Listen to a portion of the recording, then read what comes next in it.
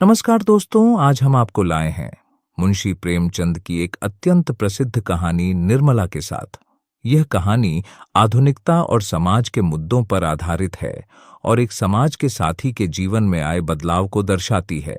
यह कहानी भारतीय साहित्य का महत्वपूर्ण हिस्सा है और मुंशी प्रेमचंद की उपन्यासों और कहानियों के माध्यम से समाज के मुद्दों पर विचार करने का मौका प्रदान करती है। निर्मला कहानी का आनंद लें और हमारे चैनल को सब्सक्राइब और लाइक करें ताकि आप हमारी ऐसी रोचक कहानियों का आनंद ले सकें। अपने दोस्तों के साथ इसे शेयर करना न भूलें ताकि और भी लोग इस सुंदर कहानी का आनंद उठा सकें। तो चलिए बिना किसी देरी के से शुरू करते हैं। यूं तो बाबू उदय भानुलाल के परिवार में 20 ही प्राणी थे। कोई ममेरा भाई था, कोई फुफेरा, कोई भांजा था, कोई भतीजा। लेकिन यहां हमें उनसे कोई प्रयोजन नहीं। वह अच्छे वकील थे, लक्ष्मी प्रसन्न थीं और कुटुंब के दरिद्र प्राणियों को आश्रय देना उनका कर्तव्य ही था। हमारा संबंध तो केवल उनकी दोनों कन्याओं से है, जिनमें बड़ी का नाम निर्मला और छोटी का कृष्णा था। अभी कल दोनों साथ साथ गुड़िया खेलती थीं। निर्मला का 15वां साल था, कृष्णा का 10वां। फिर भी उनके स्वभाव में कोई विशेष अंतर न था। दोनों चंचल, खिलाड़िन और सैर तमाशे पर जान देती थीं। दोनों गुड़िया का धूमधाम से ब्याह करती थीं, सदा काम से जी चुराती थीं। मां पुकारती रहती थीं, पर दोनों कोठे पर छिपी बैठी रहती थीं कि न जाने किस काम के लिए बुलाती है। दोनों अपने भाइयों से लड़ती थीं, नौकरों को डांटती थीं और बाजे की आवाज सुनते ही द्वार पर आकर खड़ी हो जाती थीं। परंतु आज एकाएक एक ऐसी बात हो गई है जिसने बड़ी को बड़ी और छोटी को छोटी बना दिया है। कृष्णा वही है, पर निर्मला बड़ी गंभीर, एकांत प्रिय और लज्जाशील हो गई है। इधर महीनों से बाबू उदय भानुलाल निर्मला के विवाह की बातचीत कर रहे थे। आज उनकी मेहनत ठिकाने लगी है। बाबू भालचंद्र सिन्हा के ज्येष्ठ पुत्र भुवन मोहन सिन्हा से बात पक्की हो गई है। वर के पिता ने कह दिया है कि आप अपनी खुशी से ही दहेज दें या न दें, मुझे इसकी परवाह नहीं। हाँ, बारात में जो लोग जाएं उनका आदर सत्कार अच्छी तरह होना चाहिए, जिससे मेरी और आपकी जगहंसाई न हो। बाबू उदय भानुलाल थे तो वकील, पर संचय करना न जानते थे। दहेज उनके सामने कठिन समस्या थी। इसलिए जब वर के पिता ने स्वयं कह दिया कि मुझे दहेज की परवाह नहीं, तो मानो उन्हें आंखें मिल गईं। डरते थे, न जाने किस किस के सामने हाथ फैलाना पड़े। 2-3 महाजनों को ठीक कर रखा था। उनका अनुमान था कि हाथ रोकने पर भी 20,000 से कम खर्च न होंगे। यह आश्वासन पाकर वे खुशी के मारे फूले न समाये। इसकी सूचना ने अज्ञान बालिका को मुंह ढांक कर एक कोने में बिठा रखा है। उसके हृदय में एक विचित्र शंका समा गई है। रोम रोम में एक अज्ञात भय का संचार हो गया है। न जाने क्या होगा। उसके मन में वे उमंगें नहीं हैं जो युवतियों की आंखों में तिरछी चितवन बनकर, ओंठों पर मधुर हास्य बनकर और अंगों में आलस्य बनकर प्रकट होती है। न ही वहां अभिलाषाएं हैं, वहां केवल शंकाएं, चिंताएं और भीरू कल्पनाएं हैं। यौवन का अभी तक पूर्ण प्रकाश नहीं हुआ है। करार आर्षना कुछ कुछ जानती है, कुछ कुछ नहीं जानती। जानती है बहन को अच्छे अच्छे गहने मिलेंगे, द्वार पर बाजे बजेंगे, मेहमान आएंगे, नाच होगा, यह जानकर प्रसन्न है। और यह भी जानती है कि बहन सबके गले मिलकर रोएगी, यहां से रो धोकर विदा हो जाएगी। मैं अकेली रह जाऊंगी। यह जानकर दुखी है, पर यह नहीं जानती कि यह किस लिए हो रहा है। माताजी और पिताजी क्यों बहन को इस घर से निकालने को इतने उत्सुक हो रहे हैं?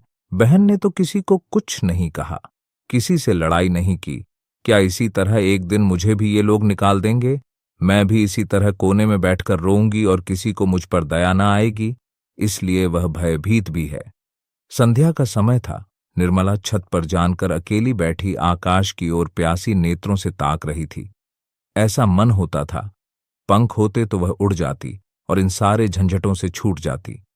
इस समय अक्सर दोनों बहनें कहीं सैर करने जाया करती थीं। बग्घी खाली न होती तो बगीचे में ही टहला करती, इसलिए कृष्णा उसे खोजती फिरती हैं। जब कहीं न पाया तो छत पर आई और उसे देखते ही हंसकर बोली, तुम यहां आकर छिपी बैठी हो और मैं तुम्हें ढूंढती फिरती रही हूं। चलो, बग्घी तैयार करा आई हूं। निर्मला ने उदासीन भाव से कहा, तू जा, मैं न जाऊंगी। सही, मेरी अच्छी दीदी, आज जरूर चलो। देखो कैसी ठंडी ठंडी हवा चल रही है। मेरा मन नहीं चाहता, तू चली जा। आज तुम क्यों नहीं चलती? मुझसे क्यों नहीं बोलती? इधर उधर छिपी छिपी फिरती हो। मेरा जी अकेले बैठे बैठे घबराता है। तुम न चलोगी तो मैं भी न जाऊंगी। यहीं तुम्हारे साथ बैठी रहूंगी। और जब मैं चली जाऊंगी तब क्या करेगी? तब किसके साथ खेलेगी और किसके साथ घूमने जाएगी बता? मैं भी तुम्हारे साथ चलूंगी। अकेले मुझसे यहाँ न रहा जाएगा। तुझे अम्मा न जाने देंगी। तो मैं भी तुम्हें न जाने दूंगी। तुम अम्मा से कह क्यों नहीं देती कि मैं न जाऊंगी? कह तो रही हूँ, कोई सुनता है? तो क्या यह तुम्हारा घर नहीं है? नहीं, मेरा घर होता तो कोई क्यों जबरदस्ती निकाल देता। इसी तरह किसी दिन मैं भी निकाल दी जाऊंगी। और नहीं क्या तू बैठी रहेगी? हम लड़कियां हैं, हमारा घर कहीं नहीं होता। चंदर भी निकाल दिया जाएगा।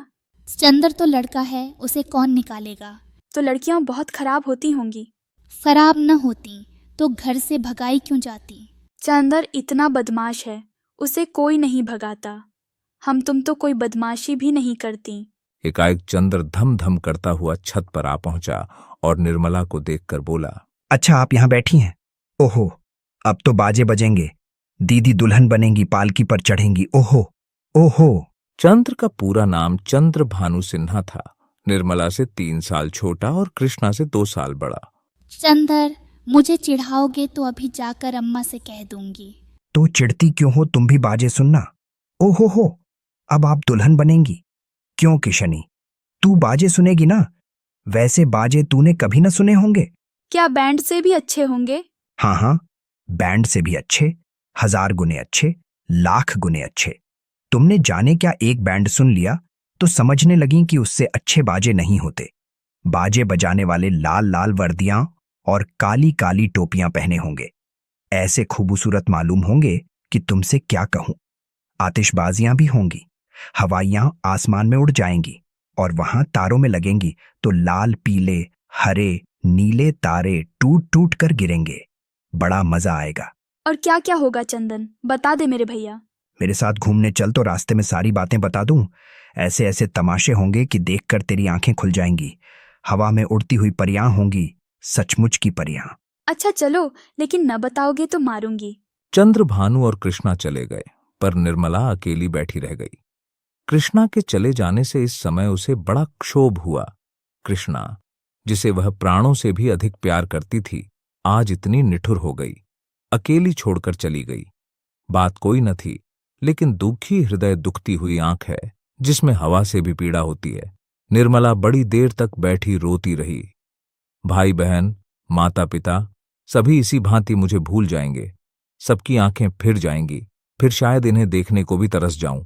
बाग में फूल खिले हुए थे, मीठी मीठी सुगंध आ रही थी।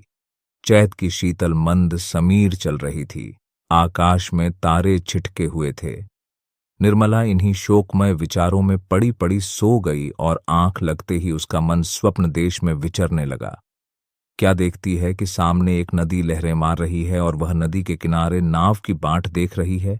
संध्या का समय है, अंधेरा किसी भयंकर जंतु की भांति बढ़ता चला आता है।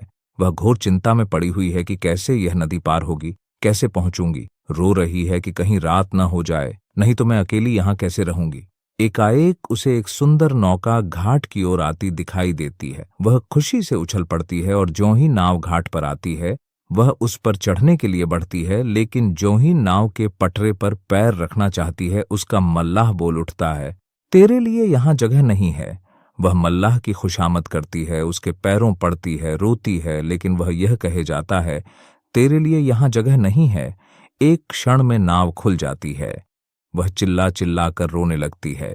नदी के निर्जन तट पर रात भर कैसे रहेगी, यह सोच वह नदी में कूदकर उस नाव को पकड़ना चाहती है कि इतने में कहीं से आवाज आती है, ठहरो ठहरो, नदी गहरी है, डूब जाओगी। वह नाव तुम्हारे लिए नहीं है, मैं आता हूं, मेरी नाव में बैठ जाओ, मैं उस पार पहुंचा दूंगा। वह भयभीत होकर इधर उधर देखती है कि यह आवाज कहां से आई। थोड़ी देर के बाद एक छोटी सी डोंगी आती दिखाई देती है। उसमें न पाल है, न पतवार और न मस्तूल। पेंदा फटा हुआ है, तख्ते टूटे हुए, नाव में पानी भरा हुआ है और एक आदमी उसमें से पानी उलीच रहा है। वह उससे कहती है, यह तो टूटी हुई है, यह कैसे पार लगेगी? मल्लाह कहता है, तुम्हारे लिए यही भेजी गई है, आकर बैठ जाओ। वह एक क्षण सोचती है, इसमें बैठूं या ना बैठूं। अंत में वह निश्चय करती है, बैठ जाऊं। यहां अकेली पड़ी रहने से नाव में बैठ जाना फिर भी अच्छा है। किसी भयंकर जंतु के पेट में जाने से तो यही अच्छा है कि नदी में डूब जाऊं, कौन जाने नाव पार पहुंच ही जाए। यह सोचकर वह प्राणों को मुट्ठी में लिए हुए नाव पर बैठ जाती है। कुछ देर तक नाव डगमगाती हुई चलती है, लेकिन प्रतिक्षण उसमें पानी भरता जाता है।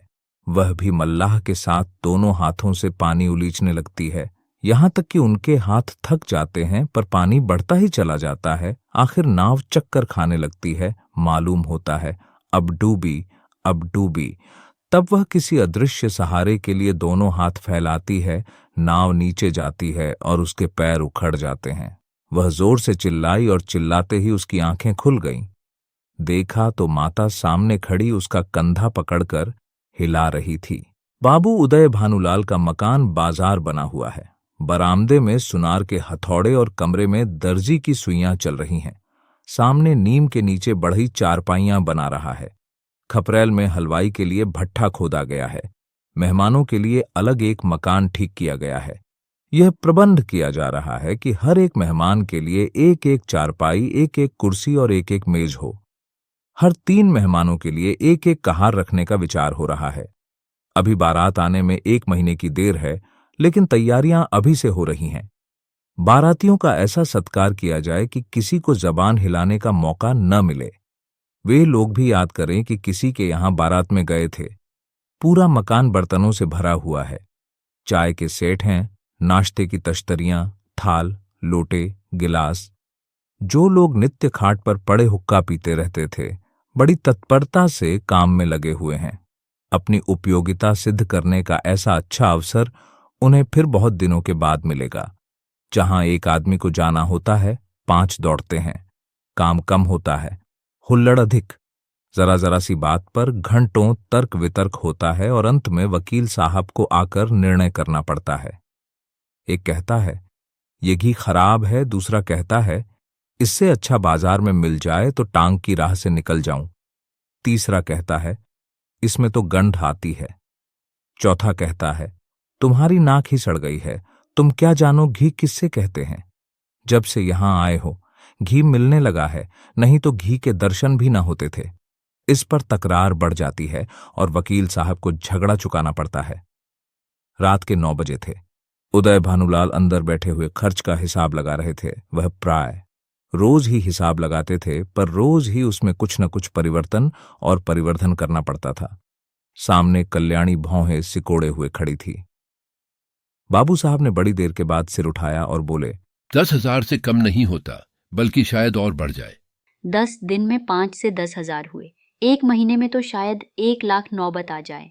क्या करूं, जग हंसाई भी तो अच्छी नहीं लगती। कोई शिकायत हुई तो लोग कहेंगे नाम बड़े दर्शन खोटे। फिर जब वह मुझसे दहेज की 1 पाई नहीं लेते तो मेरा भी कर्तव्य है कि मेहमानों के आदर सत्कार में कोई बात की कमी न रखूं। जब से ब्रह्मा ने सृष्टि रची तब से आज तक कभी बारातियों को कोई प्रसन्न नहीं रख सकता। उन्हें दोष निकालने और निंदा करने का कोई न कोई अवसर मिल ही जाता है। जिसे अपने घर सूखी रोटियां भी मयस्सर नहीं, वह भी बारात में जाकर तानाशाह बन बैठता है। तेल खुशबूदार नहीं, साबुन टके शेर का जाने कहाँ से बटोर लाए। कहार बात नहीं सुनते, लालटेनें धुआं देती हैं, कुर्सियों में खटमल है, चारपाइयां ढीली हैं, जनवासे की जगह हवादार नहीं। ऐसी ऐसी हजारों शिकायतें होती रहती हैं। उन्हें आप कहाँ तक रोकिएगा। अगर यह मौका न मिला तो और कोई ऐब निकाल लिए जाएंगे। भाई, ये तेल तो रंडियों के लगाने लायक है, हमें तो सादा तेल चाहिए। जनाब ने यह साबुन नहीं भेजा है, अपनी अमीरी की शान दिखाई है, मानो हमने साबुन देखा ही नहीं। ये कहार नहीं यमदूत हैं, जब देखिए सिर पर सवार। लालटेनें ऐसी भेजी हैं कि आंखें चमकने लगती हैं। अगर 10-5 दिन इस रोशनी में बैठना पड़े तो आंखें फूट जाएं। जनवासा क्या है, अभागे का भाग्य है, जिस पर चारों तरफ से झोंके आते रहते हैं। मैं तो फिर यही कहूंगी कि बाढ़तियों के नखरों का विचार ही छोड़ दो। तो आखिर तुम मुझे क्या करने को कहती हो? कह तो रही हूं, पक्का इरादा कर लो कि मैं 5,000 से अधिक न खर्च करूंगा। घर में तो 1 टका है नहीं, कर्ज ही का भरोसा ठहरा, तो इतना कर्ज क्यों लें कि जिंदगी में अदा न हो। आखिर मेरे और बच्चे भी तो हैं, उनके लिए भी तो कुछ चाहिए। तो आज मैं मरा जा रहा हूं। जीने मरने का हाल कोई नहीं जानता, इसमें बिगड़ने की तो कोई बात नहीं। मरना एक दिन सभी को है, कोई यहाँ अमर होकर थोड़े ही आया है। आंखें बंद कर लेने से तो होने वाली बात न टलेगी। रोज आंखों देखती हूँ, बाप का देहांत हो जाता है, उसके बच्चे गली गली ठोकरें खाते फिरते हैं। आदमी ऐसा काम ही क्यों करे। जो अब समझ लूं कि मेरे मरने के दिन निकट आ गए, यही तुम्हारी भविष्यवाणी है। सुहाग से स्त्रियों का जी ऊबते नहीं सुना था, आज यह नई बात मालूम हुई। विधवा में भी कोई सुख होगा ही। तुमसे दुनिया की कोई भी बात कही जाती है तो जहर उगलने लगते हो, इसलिए न कि जानते हो इसे कहीं टिकना नहीं है, मेरी ही रोटियों पर पड़ी हुई है या और कुछ। जहां कोई बात कही बस सिर हो गए, मानो मैं घर की नौकरानी हूं। मेरा केवल रोटी और कपड़े का नाता है। जितना ही मैं दबती हूं तुम और भी दबाते हो। मुफ्त खोर माल उड़ाएं, कोई मुंह न खोले, शराब कबाब में रुपये लुटें, कोई जबान न हिलाए। वे सारे कांटे मेरे बच्चों ही के लिए तो बोए जा रहे हैं। तो मैं क्या तुम्हारा गुलाम हूं? तो क्या मैं तुम्हारी नौकरानी हूं? ऐसे मर्द और होंगे जो औरतों के इशारों पर नाचते हैं। तो ऐसी स्त्रियों भी होंगी जो मर्दों की जूतियां सहा करती हैं। मैं कमाकर लाता हूं, जैसे चाहूं खर्च कर सकता हूं, किसी को बोलने का अधिकार नहीं। तो आप अपना घर संभालिए। ऐसे घर को मेरा दूर ही से सलाम है जहां मेरी कोई पूछ नहीं। घर में तुम्हारा जितना अधिकार है उतना ही मेरा भी, इससे जौ भर भी कम नहीं। अगर तुम अपने मन के राजा हो तो मैं भी अपने मन की रानी हूं। तुम्हारा घर तुम्हें मुबारक रहे। मेरे लिए पेट की रोटियों की कमी नहीं है। तुम्हारे बच्चे हैं, मारो या जलाओ, न आंखों से देखूंगी न पीड़ा होगी। आंखें फूटी, पीर गई। क्या तुम समझती हो कि तुम न संभालेगी तो मेरा घर ही न संभलेगा? मैं अकेले ऐसे ऐसे 10 घर संभाल सकता हूं। कौन? अगर आज के महीने दिन मिट्टी में न मिल जाए तो कहना कोई कहती थी। यह कहते कहते कल्याणी का चेहरा तमतमा उठा। वह झमक कर उठी और कमरे के द्वार की ओर चली। वकील साहब मुकदमे में तो खूब मीनमेख निकालते थे, लेकिन स्त्रियों के स्वभाव का उन्हें कुछ यूं ही सा ज्ञान था। यही एक ऐसी विद्या है जिसमें आदमी बूढ़ा होने पर भी कोरा रह जाता है। अगर वे अब भी नरम पड़ जाते और कल्याणी का हाथ पकड़कर बिठा लेते तो शायद वह रुक जाती, लेकिन आपसे यह तो हो न सका। उल्टे चलते चलते एक और चरका दिया। बोल। मैके का घमंड होगा। मैके वाले मेरे तकदीर के साथी नहीं है और न मैं इतनी नीच हूं कि उनकी रोटियों पर जा पड़ूं। तब कहाँ जा रही हो? तुम यह पूछने वाले कौन होते हो? ईश्वर की सृष्टि में असंख्य प्राप्तियों के लिए जगह है, क्या मेरे ही लिए जगह नहीं है? यह कहकर कल्याणी कमरे के बाहर निकल गई। आंगन में आकर उसने एक बार आकाश की ओर देखा, मानो तारागण को साक्षी दे रही है कि मैं इस घर में कितनी निर्दयता से निकाली जा रही हूं। रात के 11 बज गए थे। घर में सन्नाटा छा गया था। दोनों बेटों की चारपाई उसी के कमरे में रहती थी। वह अपने कमरे में आई, देखा चंद्रभानु सोया है। सबसे छोटा सूर्यभानु चारपाई पर उठ बैठा है। माता को देखते ही वह बोला, तुम कहाँ गई थी अम्मा? कहीं तो नहीं बेटा, तुम्हारे बाबूजी के पास गई थी। तुम चली गई, मुझे अकेले डर लगता था। तुम क्यों चली गई तो बताओ। यह कहकर बच्चे ने गोद में चढ़ने के लिए दोनों हाथ फैला दिए। कल्याणी अब अपने को न रोक सकी। मातृ स्नेह के सुधा प्रवाह से उसका संतप्त हृदय परिप्लावित हो गया। हृदय के कोमल पौधे जो क्रोध के ताप से मुरझा गए थे, फिर हरे हो गए। आंखें सजल हो गईं। उसने बच्चे को गोद में उठा लिया और छाती से लगाकर बोली, तुमने पुकार क्यों ना लिया बेटा? पुकारता तो था, तुम सुनती न थी। बताओ, अब तो कभी न जाओगी? नहीं भैया, अब नहीं जाऊंगी। यह कहकर कल्याणी सूर्यभानु को लेकर चारपाई पर लेटी। मां के हृदय से लिपटते ही बालक निशंक होकर सो गया। कल्याणी के मन में संकल्प विकल्प होने लगे। पति की बातें याद आती तो मन होता घर को तिलांजलि देकर चली जाऊं, लेकिन बच्चों का मुंह देखती तो वात्सल्य से चित्त गद्र गद्र हो जाता। बच्चों को किस पर छोड़कर जाऊं? मेरे इन लालों को कौन पालेगा? ये किसके होकर रहेंगे? कौन प्रातकाल इन्हें दूध और हलवा खिलाएगा? कौन इनकी नींद सोएगा, इनकी नींद जागेगा? बेचारे कौड़ी के 3 हो जाएंगे। नहीं प्यारो, मैं तुम्हें छोड़कर नहीं जाऊंगी, तुम्हारे लिए सब कुछ सह लूंगी। निरादर अपमान, जली कटी, खोटी खरी, घुड़की झिड़की, सब तुम्हारे लिए सहूंगी। कल्याणी तो बच्चे को लेकर लेटी, पर बाबू साहब को नींद न आई। उन्हें चोट करने वाली बातें बड़ी मुश्किल से भूलती थी। उफ, ये मिजाज, मानो मैं ही इनकी स्त्री हूं। बात मुंह से निकालनी मुश्किल है। अब मैं इनका गुलाम होकर रहूं, घर में अकेली यह रहें और बाकी जितने अपने बेगाने हैं सब निकाल दिए जाएं। जला करती हैं, मनाती हैं कि यह किसी तरह मरे तो मैं अकेली आराम करूं। दिल की बात मुंह से निकल ही आती है, चाहे कोई कितना ही छिपाए। कई दिन से देख रहा हूं ऐसी ही जली कटी सुनाया करती हैं। मैके का घमंड होगा, लेकिन वहां कोई भी न पूछेगा, अभी सब आव भगत करते हैं। जब जाकर सिर पड़ जाएंगी तो आटे दाल का भाव मालूम हो जाएगा। रोती हुई जाएंगी। वाह रे घमंड, सोचती हैं मैं ही यह गृहस्थी चलाती हूं। अभी 4 दिन को कहीं चला जाऊं तो मालूम हो जाएगा, सारी शेख ही किरकिरी हो जाएगा। एक बार इनका घमंड तोड़ ही दूं, जरा वैधव्य का मजा भी छक्का दूं। न जाने इनकी हिम्मत कैसे पड़ती है कि मुझे यूं कोसने लगत है। मालूम होता है प्रेम इन्हें छू नहीं गया, या समझती है यह घर से इतना चिमटा हुआ है कि इसे चाहे जितना कोसूं टलने का नाम न लेगा। यही बात है, पर यहां संसार से चिमटने वाले जीव नहीं है। जहन्नुम में जाइए यह घर, जहां ऐसे प्राणियों से पाला पड़े। घर है या नरक? आदमी बाहर से थका मांदा आता है तो उसे घर में आराम मिलता है।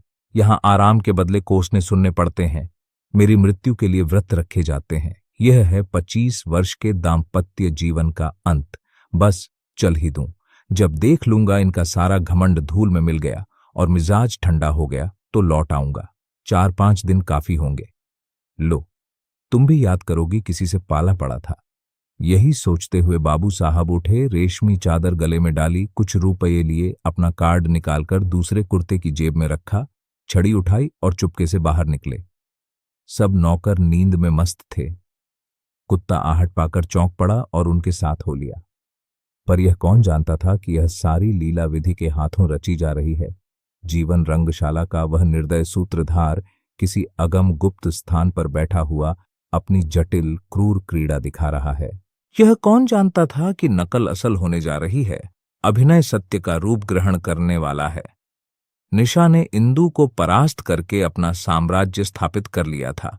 उसकी पैशाचिक सेना ने प्रकृति पर आतंक जमा रखा था। सद्वृत्तियां मुंह छिपाए पड़ी थीं और कुवृत्तियां विजय गर्व से इठलाती फिरती थीं। वन में वन्य जंतु शिकार की खोज में विचार रहे थे और नगरों में नर पिशाच गलियों में मंडराते फिरते थे। बाबू उदय भानुलाल लपके हुए गंगा की ओर चले जा रहे थे। उन्होंने अपना कुर्ता घाट के किनारे रखकर 5 दिन के लिए मिर्जापुर चले जाने का निश्चय किया था। उनके कपड़े देखकर लोगों को डूब जाने का विश्वास हो जाएगा। कार्ड कुर्ते की जेब में था। पता लगाने में कोई दिक्कत न हो सकती थी। दम के दम में सारे शहर में खबर मशहूर हो जाएगी। 8 बजते बजते तो मेरे द्वार पर सारा शहर जमा हो जाएगा। तब देखूं देवी जी क्या करती हैं। यही सोचते हुए बाबू साहब गलियों में चले जा रहे थे। सहसा उन्हें अपने पीछे किसी दूसरे आदमी के आने की आहट मिली। समझे कोई होगा, आगे बढ़े, लेकिन जिस गली में वह मुड़ते उसी तरफ यह आदमी भी मुड़ता था। तब बाबू साहब को आशंका हुई कि यह आदमी मेरा पीछा कर रहा है। ऐसा आभास हुआ कि इसकी नीयत साफ नहीं है। उन्होंने तुरंत जेबी लालटेन निकाली और उसके प्रकाश में उस आदमी को देखा। एक वरिष्ठ मनुष्य कंधे पर लाठी रखे चला आता था। बाबू साहब उसे देखते ही चौंक पड़े। यह शहर का छटा हुआ बदमाश था। 3 साल पहले उस पर डाके का अभियोग चला था। उदय भानु ने उस मुकदमे में सरकार की ओर से पैरवी की थी और इस बदमाश को 3 साल की सजा दिलाई थी। सभी से वह इनके खून का प्यासा हो रहा था। कल ही वह छूट कर आया था। आज दैवात साहब अकेले रात को दिखाई दिए तो उसने सोचा यह इनसे दाव चुकाने का अच्छा मौका है। ऐसा मौका शायद ही फिर कभी मिले। तुरंत पीछे हो लिया और वार करने की घात ही में था कि बाबू साहब ने जेबी लालटेन जलाई। बदमाश जरा ठिठक कर बोला, क्यों बाबूजी, पहचानते हो? मैं हूं मतई। तुम मेरे पीछे पीछे क्यों आ रहे हो? क्यों? किसी को रास्ता चलने की मनाही है। ये गली तुम्हारे बाप की है। अभी शायद मन नहीं भरा। अब की 7 साल को जाओगे। मैं 7 साल को जाऊंगा या 14 साल को, पर तुम्हें जिद्दा न छोड़ूंगा। हाँ, अगर तुम मेरे पैरों पर गिरकर कसम खाओ कि अब किसी को सजा न कराऊंगा तो छोड़ दूं। बोलो, मंजूर है? तेरी शामत तो नहीं आई? शामत मेरी नहीं आई, तुम्हारी आई है। बोलो, खाते हो कसम एक? तुम हटते हो कि मैं पुलिसमैन को बुलाऊं? 2। हट जा बादशाह, सामने से। 3। मुंह से 3 शब्द निकालते ही बाबू साहब के सिर पर लाठी का ऐसा तुल्ला हाथ पड़ा कि वह अचेत होकर जमीन पर गिर पड़े। मुंह से केवल इतना ही निकला, हाय, मार डाला। मतई ने समीप आकर देखा तो सिर फट गया था और खून की धार निकल रही थी। नाड़ी का कहीं पता न था। समझ गया कि काम तमाम हो गया। उसने कलाई से सोने की घड़ी खोल ली, कुर्ते से सोने के बटन निकाल लिए, उंगली से अंगूठी उतारी और अपनी राह चला गया, मानो कुछ हुआ ही नहीं। हां, इतनी दया की कि लाश रास्ते से घसीटकर किनारे डाल दी। हाय बेचारे, क्या सोचकर चले थे, क्या हो गया? जीवन, तुमसे ज्यादा असार भी दुनिया में कोई वस्तु है? क्या वह उस दीपक की भंती ही क्षण भंगुर नहीं है जो हवा के एक झोंके से बुझ जाता है? पानी के एक बुलबुले को देखते हो, लेकिन उसे टूटते भी कुछ देर लगती है। जीवन में उतना सार भी नहीं। सांस का भरोसा ही क्या, और इसी नश्वरता पर हम अभिलाषाओं के कितने विशाल भवन बनाते हैं। नहीं जानते नीचे जाने वाली सांस ऊपर आएगी या नहीं, पर सोचते इतनी दूर की है, मानो हम अमर हैं।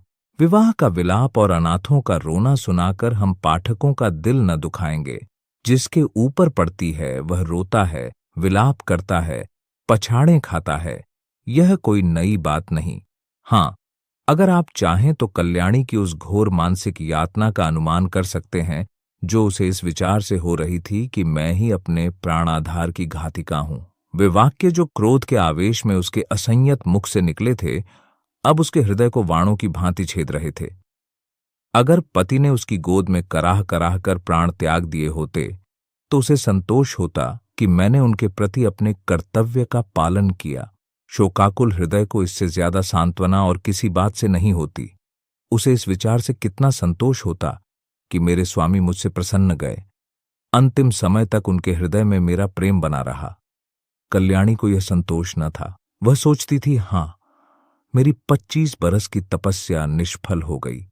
मैं अंत समय अपने प्राणपति के प्रेम के वंचित हो गई। अगर मैंने उन्हें ऐसे कठोर शब्द न कहे होते तो वह कदापि रात को घर से न जाते। अनजाने उनके मन में क्या क्या विचार आए हों। उनके मनोभावों की कल्पना करके और अपने अपराध को बढ़ा बढ़ाकर वह आठों पहर कुढ़ती रहती थी। जिन बच्चों पर वह प्राण देती थी अब उनकी सूरत से चिढ़ती। इन्हीं के कारण मुझे अपने स्वामी से रार मोल लेनी पड़ी। यही मेरे शत्रु हैं। जहां आठों पहर कचहरी सी लगी रहती थी वहां अब खाक उड़ती है। वह मेला ही उठ गया। जब खिलाने वाला ही न रहा तो खाने वाले कैसे पड़े रहते। धीरे धीरे 1 महीने के अंदर सभी भांजे भतीजे विदा हो गए। जिनका दावा था कि हम पानी की जगह खून बहाने वालों में हैं, वे ऐसा सरपट भागे कि पीछे फिरकर भी न देखा। दुनिया ही दूसरी हो गई। जिन बच्चों को देखकर प्यार करने को जी चाहता था उनके चेहरे पर अब मक्खियां भिनभिनाती थीं। न जाने वह कांति कहाँ चली गई। शोक का आवेग कम हुआ तो निर्मला के विवाह की समस्या उपस्थित हुई। कुछ लोगों की सलाह हुई कि विवाह इस साल रोक दिया जाए, लेकिन कल्याणी ने कहा, इतनी तैयारियों के बाद विवाह को रोक देने से सब किया धरा मिट्टी में मिल जाएगा और दूसरे साल फिर यही तैयारियां करनी पड़ेंगी, जिसकी कोई आशा नहीं। विवाह कर ही देना अच्छा है, कुछ लेना देना तो है ही नहीं। बारातियों के सेवा सत्कार का काफी सामान हो चुका है, विलंब करने में हानि ही हानि है। अतएव महाशय भालचंद्र को शक सूचना के साथ यह संदेश भी भेज दिया गया। कल्याणी ने अपने पत्र में लिखा, इस अनाथनी पर दया कीजिए और डूबती हुई नाव को पार लगाइए।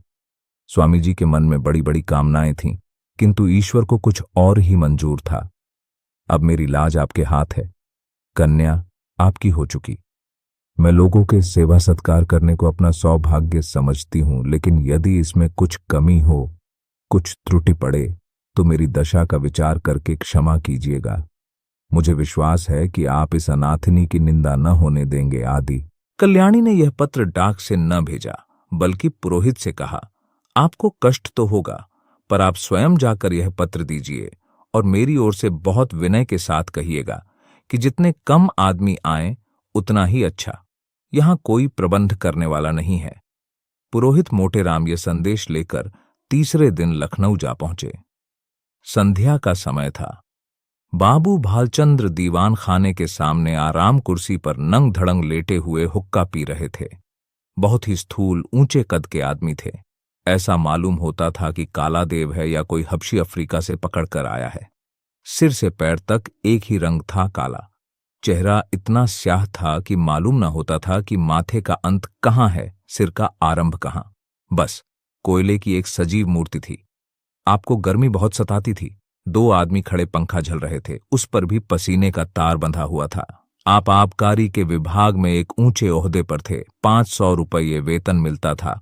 ठेकेदारों से खूब रिश्वत लेते थे। ठेकेदार शराब के नाम पानी बेचें, 24 घंटे दुकान खुली रखें, आपको केवल खुश रखना काफी था। सारा कानून आपकी खुशी थी।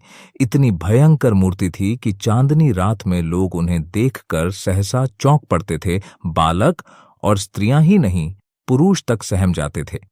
चांदनी रात इसलिए कहा गया कि अंधेरी रात में तो उन्हें कोई देख ही न सकता था। श्यामलता अंधकार में विलीन हो जाती थी। केवल आंखों का रंग लाल था। जैसे पक्का मुसलमान 5 बार नमाज पढ़ता है, वैसे ही आप भी 5 बार शराब पीते थे। मुफ्त की शराब तो काजी को हलाल है। फिर आप तो शराब के अफसर ही थे। जितनी चाहे पिए, कोई हाथ पकड़ने वाला न था। जब प्यास लगती शराब पी लेते। जैसे कुछ रंगों में परस्पर सहानुभूति है, उसी तरह कुछ रंगों में परस्पर विरोध है। लालिमा के संयोग से कालिमा और भी भयंकर हो जाती है। बाबू साहब ने पंडित जी को देखते ही कुर्सी से उठकर कहा, अख्खा, आप हैं? आइए आइए, धन्य भाग। अरे कोई है? कहाँ चले गए सबके सब? झगड़ू, गुरदीन, छकौड़ी, भवानी, राम गुलाम कोई है क्या? सबके सब मर गए। चलो, राम गुलाम, भवानी, छकौड़ी, गुरदीन, झगड़ू, कोई नहीं बोलता, सब मर गए। दर्जन भर आदमी हैं, पर मौके पर एक की भी सूरत नहीं नजर आती। न जाने सब कहां गायब हो जाते हैं। आपके वास्ते कुर्सी लाओ। बाबू साहब ने ये 5 नाम कई बार दोहराए, लेकिन यह न हुआ कि पंखा झलने वाले दोनों आदमियों में से किसी को कुर्सी लाने को भेज देते। 3-4 मिनट के बाद एक काना आदमी खांसता हुआ आकर बोला, सरकार, इतना की नौकरी हमार कीन न होई। कहां तक उधार बाढ़ी लय लय खाई, मांगत मांगत गुजारा नहीं हो रहा। पक्को मत, जाकर कुर्सी लाओ। जब कोई काम करने को कहा गया तो रोने लगता है। कहिए पड़ी तजी, वहां सब कुशल है। क्या कुशल कहूं बाबूजी? अब कुशल कहां? सारा घर मिट्टी में मिल गया। इतने में कहार ने एक टूटा हुआ चीड़ का संदूक लाकर रख दिया और बोला, करसी मेज हमारे उठाए ना ही उठत है। पंडित जी शर्माते हुए डरते डरते उस पर बैठे कि कहीं टूट न जाए, और कल्याणी का पत्र बाबू साहब के हाथ में रख दिया। भाल, अब और कैसे मिट्टी में मिलेगा? इससे बड़ी और कौन विपत्ति पड़ेगी? बाबू उदय भानुलाल से मेरी पुरानी दोस्ती थी। आदमी नहीं, हीरा था। क्या दिल था, क्या हिम्मत थी, आंखें पोंछकर। मेरा तो जैसे दाहिना हाथ ही कट गया। विश्वास मानिए, जब से ये खबर सुनी है, आंखों में अंधेरा सा छा गया है। खाने बैठता हूं तो कौर मुंह में नहीं जाता। उनकी सूरत आंखों के सामने खड़ी रहती है। मुंह झूठा करके उठ जाता हूं। किसी काम में दिल नहीं लगता। भाई के मरने का रंज भी इससे कम ही होता है। आदमी नहीं, हीरा था। मोटे, सरकार नगर में अब ऐसा कोई रईस नहीं रहा। भाल, मैं खूब जानता हूं पंडित जी, आप मुझसे क्या कहते हैं। ऐसा आदमी 1-2 लाख में एक होता है। जितना मैं उनको जानता था, उतना दूसरा नहीं जान सकता। 2 ही 3 बार की मुलाकात में उनका भक्त हो गया और मरने दम तक रहूंगा। आप समदिन साहब से कह दीजिएगा, मुझे दिली रंज है। मोटे, आपसे ऐसी ही आशा थी। आज जैसे सज्जनों के दर्शन दुर्लभ हैं, नहीं तो आज कौन बिना दहेज के पुत्र का विवाह करता है। भाल, महाराज, दहेज की बातचीत ऐसे सत्यवादी पुरुषों से नहीं की जाती। उनसे संबंध हो जाना ही लाख रुपये के बराबर है। मैं इसी को अपना अहोभाग्य समझता हूं। हाँ, कितनी उदार आत्मा थी। रुपये को तो उन्होंने कुछ समझा ही नहीं, तिनके के बराबर भी परवाह नहीं की। बुरा रिवाज है, बेहद बुरा। मेरा बस चले तो दहेज लेने वालों और दहेज देने वालों दोनों ही को गोली मार दूं। हाँ साहब, साफ गोली मार दूं, फिर चाहे फांसी ही क्यों ना हो जाए। पूछो, आप लड़के का विवाह करते हैं कि उसे बेचते हैं? अगर आपको लड़के के शादी में दिल खोलकर खर्च करने का अरमान है तो शौक के खर्च कीजिए, लेकिन जो कुछ कीजिए अपने बल पर। ये क्या कि कन्या के पिता का गला रेतिए। नीचता है, घोर नीचता। मेरा बस चले तो इन पाजियों को गोली मार दूं। मोटे, धन्य हो सरकार, भगवान ने आपको बड़ी बुद्धि दी है। यह धर्म का प्रताप है। मालकिन की इच्छा है कि विवाह का मुहूर्त वही रहे, और तो उन्होंने सारी बातें पत्र में लिख दी हैं। बस अब आप ही उबारें तो हम उबर सकते हैं। इस तरह तो बारात में जितने सज्जन आएंगे उनकी सेवा सत्कार हम करेंगे ही, लेकिन परिस्थिति अब बहुत बदल गई है सरकार। कोई करने धरने वाला नहीं है। बस ऐसी बात कीजिए कि वकील साहब के नाम पर बट्टा न लगे। भालचंद्र 1 मिनट तक आंखें बंद किए बैठे रहे, फिर एक लंबी सांस खींचकर बोले, ईश्वर को मंजूर ही न था कि वह लक्ष्मी मेरे घर आती, नहीं तो क्या यह वज्र गिरता। सारे मंसूबे खाक में मिल गए। फूला न समाता था कि वह शुभ अवसर निकट आ रहा है, पर क्या जानता था कि ईश्वर के दरबार में कुछ और षड्यंत्र रचा जा रहा है। मरने वाले की याद ही रुलाने के लिए काफी है। उसे देखकर तो जख्म और भी हराज हो जाएगा। उस दशा में न जाने क्या कर बैठूं। इसे गुण समझिए, चाहे दोष कि जिससे एक बार मेरी घनिष्ठता हो गई, फिर उसकी याद चित्त से नहीं उतरती। अभी तो खैर इतना ही है कि उनकी सूरत आंखों के सामने नाचती रहती है, लेकिन यदि वह कन्या घर में आ गई तब मेरा जिंदा रहना कठिन हो जाएगा। सच मानिए, रोते रोते मेरी आंखें फूट जाएंगी। जानता हूं रोना धोना व्यर्थ है। जो मर गया वह लौटकर नहीं आ सकता। सब्र करने के सिवाय और कोई उपाय नहीं है, लेकिन दिल से मजबूर हूं। उस अनाथ बालिका को देखकर मेरा कलेजा फट जाएगा। मोटे, ऐसा न कहिए सरकार। वकील साहब, नहीं तो क्या, आप तो हैं, अब आप ही उसके पिता तुल्य हैं। वह अब वकील साहब की कन्या नहीं, आपकी कन्या है। आपके हृदय के भाव तो कोई जानता नहीं। लोग समझेंगे वकील साहब का देहांत हो जाने के कारण आप अपने वचन से फिर गए। इसमें आपकी बदनामी है। चित्त को समझाइए और हंस खुशी कन्या का पाणी ग्रहण करा लीजिए। हाथी मरे तो 9 लाख का, लाख विपत्ति पड़ी है, लेकिन मालकिन आप लोगों की सेवा सत्कार करने में कोई बात ना उठा रखेंगी। बाबू साहब समझ गए कि पंडित मोटेराम कोरे पोथी के ही पंडित नहीं, वरन व्यवहार नीति में भी चतुर हैं। बोले, पंडित जी, हलफ से कहता हूं, मुझे उस लड़की से जितना प्रेम है उतना अपनी लड़की से भी नहीं है, लेकिन जब ईश्वर को मंजूर नहीं है तो मेरा क्या बस है। वह मृत्यु एक प्रकार की अमंगल सूचना है जो विधाता की ओर से हमें मिली है। यह किसी आने वाली मुसीबत की आकाशवाणी है। विधाता स्पष्ट रीति से कह रहा है कि यह विवाह मंगलमय न होगा। ऐसी दशा में आप ही सोचिए, यह संयोग कहाँ तक उचित है। आप तो विद्वान आदमी हैं। सोचिए, जिस काम का आरंभ ही अमंगल से हो, उसका अंत अमंगलमय हो सकता है? नहीं, जानबूझकर मक्खी नहीं निगली जाती। समदिन साहब को समझाकर कह दीजिएगा, मैं उनकी आज्ञा पालन करने को तैयार हूं, लेकिन इसका परिणाम अच्छा न होगा। स्वार्थ के वंश में होकर मैं अपने परम मित्र की संतान के साथ यह अन्याय नहीं कर सकता। इस तर्क ने पंडितजी को निरुत्तर कर दिया। वादी ने यह तीर छोड़ा था जिसकी उनके पास कोई काट न थी। शत्रु ने उन्हीं के हथियार से उन पर वार किया था और वह उसका प्रतिकार न कर सकते थे।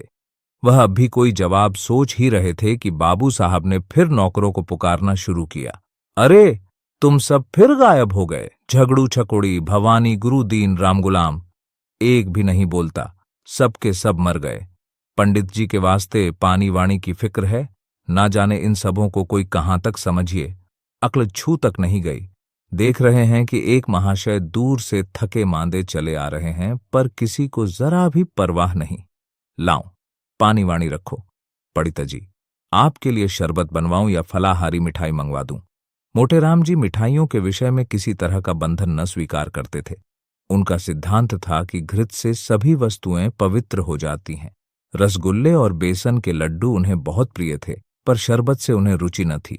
पानी से पेट भरना उनके नियम के विरुद्ध था। सकुचाते हुए बोले, शरबत पीने की तो मुझे आदत नहीं, मिठाई खा लूंगा। भाल, फलाहारी ना मोटे, इसका मुझे कोई विचार नहीं। भाल है तो यही बात। छूत छात सब ढकोसला है। मैं स्वयं नहीं मानता। अरे, अभी तक कोई नहीं आया? छकौड़ी, भवानी, गुरुदीन, रामगुलाम, कोई तो बोले। अब की भी वही बूढ़ा कहार खांसता हुआ आकर खड़ा हो गया और बोला, सरकार मोर तलब दय दीन जाए, ऐसी नौकरी मोह से न हुई। कहाँ लो दौरी दौरत दौरत गोड़ पिराए लागत है। भाल, काम कुछ करो या न करो, पर तलब पहिले चाहिए। दिन भर पड़े पड़े खांसा करो, तलब तो तुम्हारी चढ़ रही है। जाकर बाजार से एक आने की ताजी मिठाई ला, दौड़ता हुआ जा। कहार को यह हुक्म देकर बाबू साहब घर में गए और स्त्री से बोले, वहां से एक पंडित जी आए हैं, ये खत लाए हैं, जरा पढ़ो तो। पत्नी जी का नाम रंगीली बाई था। गोरे रंग की प्रसन्न मुख महिला थीं। रूप और यौवन उनसे विदा हो रहे थे, पर किसी प्रेमी मित्र की भांति मचल मचल कर 30 साल तक जिसके गले से लगे रहे उसे छोड़ते न बनता था। रंगीली बाई बैठी पान लगा रही थी, बोली, कह दिया ना कि हमें वहां ब्याह करना मंजूर नहीं। हाँ क्या मैं कह तो दिया, पर मारे संकोच के मुंह से शब्द न निकलता था। झूठ मूठ का होला करना पड़ता। साफ बात करने में संकोच क्या? अजिम हमारी इच्छा है, नहीं करते। किसी का कुछ लिया तो नहीं है। जब दूसरी जगह 10,000 नगद मिल रहे हैं तो वहां क्यों न करूं? उनकी लड़की कोई सोने की थोड़े ही है। वकील साहब जीते होते तो शर्माते शमाते 15-20 हजार दे मरते। अब वहां क्या रखा है? एक दफा जबान देकर मुकर जाना अच्छी बात नहीं। कोई मुख से कुछ न कह, पर बदनामी हुए बिना नहीं रहती। मगर तुम्हारी जिद से मजबूर हूं। रंगीली बाई ने पान खाकर खत खोला और पढ़ने लगी। हिंदी का अभ्यास बाबू साहब को तो बिल्कुल न था, और यद्यपि रंगीली बाई भी शायद ही कभी किताब पढ़ती हो, पर खत-वत पढ़ लेती थीं। पहली ही पांति पढ़कर उनकी आंखें सजल हो गईं और पत्र समाप्त किया तो उनकी आंखों से आंसू बह रहे थे। एक एक शब्द करुणा के रस में डूबा हुआ था। एक एक अक्षर से दीनता टपक रही थी। रंगीली बाई की कठोरता पत्थर की नहीं, लाख की थी, जो एक ही आंच से पिघल जाती है। कल्याणी के करुणोत्पादक शब्दों ने उनके स्वार्थ मंडित हृदय को पिघला दिया। रूंधे हुए कंठ से बोली, अभी ब्राह्मण बैठा है ना? भालचंद्र पत्नी के आंसुओं को देख देख कर सूखे जाते थे। अपने ऊपर झल्ला रहे थे कि नाहक मैंने यह खत इसे दिखाया। इसकी जरूरत क्या थी? इतनी बड़ी भूल उनसे कभी न हुई थी। संदिग्ध भाव से बोले, शायद बैठा हो, मैंने तो जाने को कह दिया था। पंडित मोटेराम जी बगुले की तरह ध्यान लगाए बाजार के रास्ते की ओर ताक रहे थे। लालसा में व्यग्र होकर कभी यह पहलू बदलते, कभी वह पहलू। एक आने की मिठाई ने तो आशा की कमर ही तोड़ दी थी। उसमें भी यह विलंब दारूण दशा थी। उन्हें बैठे देखकर रंगीली बाई बोली, है अभी है, जाकर कह दो हम विवाह करेंगे, जरूर करेंगे। बेचारी बड़ी मुसीबत में है। तुम कभी कभी बच्चों की सी बातें करने लगती हो। अभी उससे कह आया हूं कि मुझे विवाह करना मंजूर नहीं। एक लंबी चौड़ी भूमिका बांधनी पड़ी। अब जाकर यह संदेश कहूंगा तो वह अपने दिल में क्या कहेगा, जरा सोचो तो। यह शादी विवाह का मामला है, लड़कों का खेल नहीं कि अभी एक बात तय की अभी पलट गए। भले आदमी की बात ना हुई, दिल लगी हुई। अच्छा, तुम अपने मुंह से न कहो। उस ब्राह्मण को मेरे पास भेज दो। मैं इस तरह समझा दूंगी कि तुम्हारी बात भी रह जाए और मेरी भी। इसमें तो तुम्हें कोई आपत्ति नहीं है। तुम अपने सिवा सारी दुनिया को नादान समझती हो। तुम कहो या मैं कहूं, बात एक ही है। जो बात तय हो गई वह हो गई। अब मैं उसे फिर नहीं उठाना चाहता। तुम ही तो बार बार कहती थीं कि मैं वहां न करूंगी। तुम्हारे ही कारण मुझे अपनी बात खोनी पड़ी। अब तुम फिर रंग बदलती हो। ये तो मेरी छाती पर मूंग दलना है। आखिर तुम्हें कुछ तो मेरे मान अपमान का विचार करना चाहिए। तो मुझे क्या मालूम था कि विधवा की दशा इतनी हीन हो गया है। तुम्ही ने तो कहा था कि उसने पति की सारी संपत्ति छिपा रखी है और अपनी गरीबी का ढोंग रचकर काम निकालना चाहती है। एक ही छंटी औरत है। तुमने जो कहा वह मैंने मान लिया। भलाई करके बुराई करने में तो लज्जा और संकोच है। बुराई करके भलाई करने में कोई संकोच नहीं। अगर तुम हाँ कर आए होते और मैं नहीं करने को कहती तो तुम्हारा संकोच उचित था। नहीं करने के बाद हाँ करने में तो अपना बड़प्पन है। तुम्हें बड़प्पन मालूम होता हो, मुझे तो लुच्चापन ही मालूम होता है। फिर तुमने ये कैसे मान लिया कि मैंने वकीलाइन में विषय में जो बात कही थी वह झूठी थी?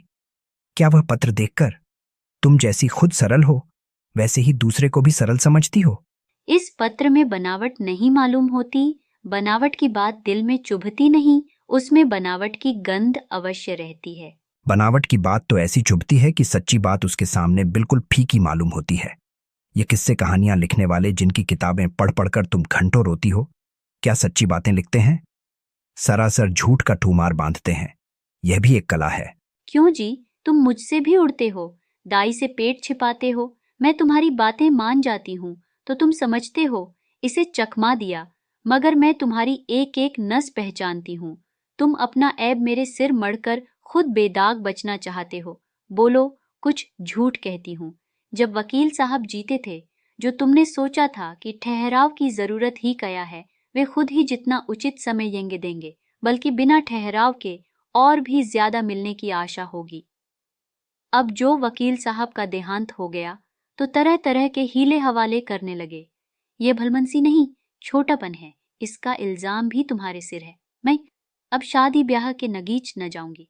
तुम्हारी जैसी इच्छा हो करो। ढोंगी आदमियों से मुझे चिढ़ है। जो बात करो सफाई से करो, बुरा हो या अच्छा। हाथी के दांत खाने के और दिखाने के और वाली नीति पर चलना तुम्हें शोभा नहीं देता। बोला, आप भी वहां शादी करते हो या नहीं? जब मैं बेईमान, दगाबाज और झूठा ठहरा तो मुझसे पूछना ही क्या, मगर खूब पहचानती हो आदमियों को। क्या कहना है तुम्हारी इस सूझबूझ की? बलैया ले लें। हो बड़े हयादार, ब भी नहीं शर्माते। ईमान से कहा, मैंने बात ताड़ ली कि नहीं? अजी जाओ, वह दूसरी औरतें होती हैं जो मर्दों को पहचानती हैं। अब तक मैं यही समझता था कि औरतों की दृष्टि बड़ी सूक्ष्म होती है, पर आज यह विश्वास उठ गया और महात्माओं ने औरतों के विषय में जो तत्व की बातें कही हैं उनको मानना पड़ा। जरा आईने में अपनी सूरत तो देख आऊं, तुम्हें मेरी कमस है। जरा देख लो कितना झेंपे हुए हो। सच कहना, कितना झेंपा हुआ हूं? इतना ही जितना कोई भला मानस चोर चोरी खुल जाने पर झेंपता है। खैर, मैं झेंपा ही सही, पर शादी वहां न होगी। मेरी बला से जहां चाहो करो। क्यों भुवन से एक बार क्यों नहीं पूछ लेते? अच्छी बात है, उसी पर फैसला रहा। जरा भी इशारा न करना। अजी, मैं उसकी तरफ ताकूंगा भी नहीं। संयोग से ठीक इसी वक्त भुवन मोहन भी आ पहुंचा। ऐसे सुंदर, सुडौल, बलिष्ठ युवक कॉलेजों में बहुत कम देखने में आते हैं। बिल्कुल मां को पड़ा था। वही गोरा चिट्टा रंग, वही पतले पतले गुलाब की पत्ती के से ओंठ, वही चौड़ा माथा, वही बड़ी बड़ी आंखें। डील डॉल बाप का सा था। ऊंचा coat, breeches, tie, boot, hat उस पर खूब मिल रहे थे। हाथ में एक हॉकी स्टिक थी। चाल में जवानी का गरूर था, आंखों में आमत्मा गौरव। आज बड़ी देर लगाई तुमने। यह देखो, तुम्हारी ससुराल से यह खत आया है। तुम्हारी सास ने लिखा है। साफ साफ बतला दो, अभी सबेरा है। तुम्हें वहां शादी करना मंजूर है या नहीं? शादी करनी तो चाहिए अम्मा, पर मैं करूंगा नहीं। क्यों? कहीं ऐसी जगह शादी करवाइए कि खूब रुपए मिलें, और न सही 1 लाख का तो डॉल हो। वहां अब क्या रखा है? वकील साहब रहे ही नहीं, बुढ़िया के पास अब क्या होगा? तुम्हें ऐसी बातें मुंह से निकालते शर्म नहीं आती? इसमें शर्म की कौन सी बात है? रुपये किसे काटते हैं? लाख रुपये तो लाख जन्म में भी न जमा कर पाऊंगा। इस साल पास भी हो गया तो कम से कम 5 साल तक रुपये से सूरत नजर न आएगी। फिर 100-200 रुपये महीने कमाने लगूंगा। 5 तक पहुंचते पहुंचते उम्र के 3 भाग बीत जाएंगे। रुपये जमा करने की नौबत ही ना आएगी। दुनिया का कुछ मजा न उठा सकूं। किसी धनी की लड़की से शादी हो जाती तो चैन से कटती। मैं ज्यादा नहीं चाहता, बस 1 लाख हो या फिर कोई ऐसी जायदाद वाली बेवा मिले जिसके एक ही लड़की हो। चाहे औरत कैसे ही मिले। धन सारे ऐबों को छिपा देगा। मुझे वह गालियां भी सुनाए तो भी चू न करूं। दुधारू गाय की लात किसे बुरी मालूम होती है। हमें उन लोगों के साथ सहानुभूति है और दुखी है कि ईश्वर ने उन्हें विपत्ति में डाला, लेकिन बुद्धि से काम लेकर ही कोई निश्चय करना चाहिए। हम कितने ही फटे हालों जाएं, फिर भी अच्छी खासी बारात हो जाएगी। वहां भोजन का भी ठिकाना नहीं, सिवाय इसके कि लोग हंसें और कोई नतीजा न निकलेगा। तुम बाप पूत दोनों एक ही थैली के चट्टे बट्टे हो। दोनों उस गरीब लड़की के गले पर छुरी फेरना चाहते हो। जो गरीब है उसे गरीबों ही के यहाँ संबंध करना चाहिए, अपनी हैसियत से बढ़कर। चुप भी रह, आया है वहां से हैसियत लेकर। तुम कहाँ के धन्ना सेठ हो? कोई आदमी द्वारा पर आ जाए तो एक लोटे पानी को तरस जाए। बड़े हैसियत वाले बने हो। यह कहकर रंगीली वहां से उठकर रसोई का प्रबंध करने चली गई। भुवन मोहन मुस्कुराता हुआ अपने कमरे में चला गया और बाबू साहब मूछों पर ताव देते हुए बाहर आए कि मोटे राम को अंतिम निश्चय सुना दें। पर उनका कहीं पता न था। मोटे राम जी कुछ देर तक तो कहार की राह देखते रहे। जब उसके आने में बहुत देर हुई तो उनसे बैठा न गया। सोचा यहां बैठे बैठे काम न चलेगा, कुछ उद्योग करना चाहिए। भाग्य के भरोसे यहां अड़ी किए बैठे रहें तो भूखों मर जाएंगे। यहां तुम्हारी दाल नहीं गलने की। चुपके से लकड़ी उठाई और जिधर वह कहार गया था उसी तरफ चले। बाजार थोड़ी ही दूर पर था। एक क्षण में जा पहुंचे। देखा तो बुढ़ा एक हलवाई की दुकान पर बैठा चिलम पी रहा था। उसे देखते ही आपने बड़ी बेतकल्लुफी से कहा, अभी कुछ तैयार नहीं है क्या महारा? सरकार वहां बैठे बिगड़ रहे हैं कि जाकर सो गया या ताड़ी पीने लगा। मैंने कहा, सरकार ये बात नहीं, बुढ़ा आदमी है, आते ही आते तो आएगा। बड़े विचित्र जीव हैं, न जाने इनके यहां कैसे नौकर टिकते हैं। कहार, मुझे छोड़कर आज तक दूसरा कोई टिका नहीं और न टिकेगा। साल भर से तलब नहीं मिली, किसी को तलब नहीं देते। जहां किसी ने तलब मांगी और लगे डांटने, बेचारा नौकरी छोड़कर भाग जाता है। वे दोनों आदमी जो पंखा झल रहे थे सरकारी नौकर हैं। सरकार से 2 अर्दली मिले हैं ना, इसी से पड़े हुए हैं। मैं भी सोचता हूं, जैसा तेरा ताना बाना वैसे मेरी भरनी। इस साल कट गए हैं, साल 2 साल और इसी तरह कट जाएंगे। मोटे राम, अजी बहुत नौकरी है, कहार तो आजकल ढूंढे नहीं मिलते। तुम तो पुराने आदमी हो, तुम्हारे लिए नौकरी की क्या कमी है? यहां कोई ताजी चीज? मुझसे कहने लगे खिचड़ी बनाइएगा या बाटी लगाइएगा। मैंने कह दिया, सरकार बुढ़ा आदमी है, रात को उसे मेरा भोजन बनाने में कष्ट होगा, मैं कुछ बाजार ही से खा लूंगा, इसकी आप चिंता न करें। बोले अच्छी बात है, कहार आपको दुकान पर मिलेगा। बोलो साहजी, कुछ तरमाल तैयार है? लड्डू तो ताजे मालूम होते हैं, तौल दो 1 सेर भर। आ जाऊं वहीं ऊपर ना? यह कहकर मोटेराम जी हलवाई की दुकान पर जा बैठे और तरमाल छकने लगे। खूब छककर खाया। 2.5-3 सेर छट कर गए। खाते जाते थे और हलवाई की तारीफ करते जाते थे। शाह जी, तुम्हारी दुकान का जैसा नाम सुना था वैसा ही माल भी पाया।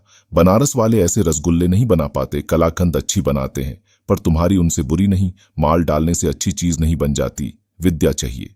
हलवाई, कुछ और लीजिए महाराज, थोड़ी सी रबड़ी मेरी तरफ से लीजिए। इच्छा तो नहीं है, लेकिन दे दो पाव भर। पाव भर क्या लीजिएगा? चीज अच्छी है, आध सेर तो लीजिए। खूब इच्छापूर्ण भोजन करके पंडित जी ने थोड़ी देर तक बाजार की सैर की और 9 बजते बजते मकान पर आए। यहां सन्नाटा सा छाया हुआ था। एक लालटेन जल रही थी। अपने चबूतरे पर बिस्तर जमाया और सो गए। सवेरे अपने नियमानुसार कोई 8 बजे उठे तो देखा कि बाबू साहब टहल रहे हैं। इन्हें जगह देखकर वह पालागन कर बोले, महाराज, आज रात कहाँ चले गए? मैं बड़ी रात तक आपकी राह देखता रहा। भोजन का सब सामान बड़ी देर तक रखा रहा। जब आज ना आए तो रखवा दिया गया। आपने कुछ भोजन किया था या नहीं? हलवाई की दुकान में कुछ खा आया था। अजी, पूरी मिठाई में वो आनंद कहाँ जो बाटी और दाल में है। 10-12 आने खर्च हो गए होंगे, फिर भी पेट न भरा होगा। आप मेरे मेहमान हैं, जितने पैसे लगे हों ले लीजिएगा। आप ही के हलवाई की दुकान पर खाया था, वह जो नुक्कड़ पर बैठता है। कितने पैसे देने पड़े? आपके हिसाब में लिखा दिए हैं। जितनी मिठाइयां ली हों मुझे बता दीजिए, नहीं तो पीछे से बेईमानी करने लगेगा। एक ही ठग है। कोई 2.5 सेर मिठाई थी और आधा सेर रबड़ी। बाबू साहब ने विस्फृत नेत्रों से पंडित जी को देखा, मानो कोई अचंभे की बात सुनी हो। 3 सेर तो कभी यहां महीने भर का टोटल भी ना होता था, और यह महाशय एक ही बार में कोई 4 रुपये का माल उड़ा गए। अगर एक आध दिन और रह गए तो या बैठ जाएगी। पेट है या शैतान की कब्र? 3 सेर, कुछ ठिकाना है? उद्विग्न दशा में दौड़े हुए अंदर गए और रंगीली से बोले, कुछ सुनती हो? यह महाशय कल 3 सेर मिठाई उड़ा गए। 3 सेर पक्की तौल। अजी नहीं, 3 सेर भला क्या खा जाएगा? आदमी है या बैल? 3 सेर तो अपने मुंह से कह रहा है। 4 सेर से कम ना होगा, पक्की तौल। पेट में सनीचर है क्या? आज और रह गया तो छा सेर पर हाथ फेरेगा। तो आज रहे ही क्यों? खत का जवाब जो देना देकर विदा करो। अगर रहे तो साफ कह देना कि हमारे यहाँ मिठाई मुफ्त नहीं आती। खिचड़ी बनाना हो बनावे, नहीं तो अपनी राह ले। जिन्हें ऐसे पेटुओं को खिलाने से मुक्ति मिलती हो वे खिलाएं, हमें ऐसी मुक्ति न चाहिए। मगर पंडित विदा होने को तैयार बैठे थे, इसलिए बाबू साहब को कौशल से काम लेने की जरूरत न पड़ी। क्या तैयारी कर दी महाराज? हाँ सरकार, अब चलूंगा। 9 बजे की गाड़ी मिलेगी ना? भला आज तो और रही है, हाँ, वहां भी लोग आपका इंतजार कर रहे होंगे। 1-2 दिन की तो कोई बात न थी और विचार भी यही था कि त्रिवेणी का स्नान करूंगा, पर बुरा न मानिए तो कहूं, आप लोगों में ब्राह्मणों के प्रति लेश मात्र भी श्रद्धा नहीं है। हमारे जजमान हैं जो हमारा मुंह जोहते रहते हैं कि पंडित जी कोई आज्ञा दें तो उसका पालन करें। हम उनके द्वारा पहुंच जाते हैं तो वे अपना धन्य भाग्य समझते हैं और सारा घर छोटे से बड़े तक हमारी सेवा सत्कार में मग्न हो जाते हैं। जहां अपना आदर नहीं वहां एक क्षण भी ठहरना असहराय है। जहां ब्राह्मण का आदर नहीं वहां कल्याण नहीं हो सकता। महाराज, हमसे तो ऐसा अपराध नहीं हुआ। अपराध नहीं हुआ, और अपराध कहते किससे हैं? अभी आप ही ने घर में जाकर कहा कि यह महाशय 3 सिर मिठाई छट कर गए, पक्की तौल। आपने अभी खाने वाले देखे कहां? एक बार खिलाइए तो आंखें खुल जाएं। ऐसे ऐसे महान पुरुष पड़े हैं जो पसेरी भर मिठाई खा जाएं और डकार तक न लें। एक एक मिठाई खाने के लिए हमारी चिरौरी की जाती है, रुपये दिए जाते हैं। हम भिक्षुक बारामहन नहीं हैं जो आपके द्वार पर पड़े रहे, आपका नाम सुनकर आए थे, यह न जानते थे कि यहाँ मेरे भोजन के भी लाले पड़ेंगे। जाइए, भगवान आपका कल्याण करें। बाबू साहब ऐसा झेंपे कि मुंह से बात न निकली। जिंदगी भर में उन पर कभी ऐसी फटकार न पड़ी थी। बहुत बातें बनाई, आपकी चर्चा न थी, एक दूसरे ही महाशय की बात थी, लेकिन पंडित जी का क्रोध शांत न हुआ। वह सब कुछ सह सकते थे, पर अपने पेट की निंदा न सह सकते थे। औरतों को रूप की निंदा जितनी प्रिय लगती है, उससे कहीं अधिक अप्रिय पुरुषों को अपने पेट की निंदा लगती है। बाबू साहब मनाते तो थे, पर धड़का भी समाया हुआ था कि यह टिक न जाए। उनकी कृपणता का पर्दा खुल गया था, अब इसमें संदेह न था। उस पर्दे को ढांकना जरूरी था। अपनी कृपणता को छिपाने के लिए उन्होंने कोई बात उठा न रखी, पर होने वाली बात होकर रही। पछता रहे थे कि कहां से घर में इसकी बात कहने गया, और कहां भी तो उच्च स्वर में। ये दुष्ट भी कान लगाए सुनता रहा, किंतु अब पछताने से क्या हो सकता था? न जाने किस मनहूस की सूरत देखी थी यह विपत्ति गले पड़ी। अगर इस वक्त यहां से रुष्ट होकर चला गया तो वहां जाकर बदनाम करेगा और मेरा सारा कौशल खुल जाएगा। अब तो इसका मुंह बंद कर देना ही पड़ेगा। इस दुष्ट ने हमारी तुम्हारी बातें सुन ली, रूठ कर चला जा रहा है। जब तुम जानते थे कि द्वार पर खड़ा है तो धीरे से क्यों न बोले? विपत्ति आती है तो अकेले नहीं आती। यह क्या जानता था कि वह द्वार पर कान लगाए खड़ा है?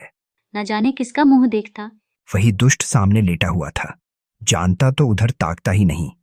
अब तो इसे कुछ दे दिलाकर राजी करना पड़ेगा। जाने भी दो। जब तुम्हें वहां विवाह ही नहीं करना है तो क्या परवाह है? जो चाहे समझे, जो चाहे कहे। क्यों जान न बचेगी? आऊं 10 रुपये विदाई के बहाने दे दूं, ईश्वर फिर इस मनहूस की सूरत न दिखाए। रंगीली ने बहुत अछताते पछताते 10 रुपये निकाले और बाबू साहब ने उन्हें ले जाकर पंडित जी के चरणों पर रख दिया। पंडित जी ने दिल में कहा, धत्तेरे मक्खी चूस की, ऐसा रगड़ा कि याद करोगे। तुम समझते होगे कि 10 रुपये देकर इसे उल्लू बना लूंगा। इस फेर में न रहना। यहां तुम्हारी नस नस पहचानते हैं। रुपये जेब में रख लिए और आशीर्वाद देकर अपनी राह ली। बाबू साहब बड़ी देकर तक खड़े सोच रहे थे। मालूम नहीं अब भी मुझे कृपण ही समझ रहा है या पर्दा ढंक गया। कहीं ये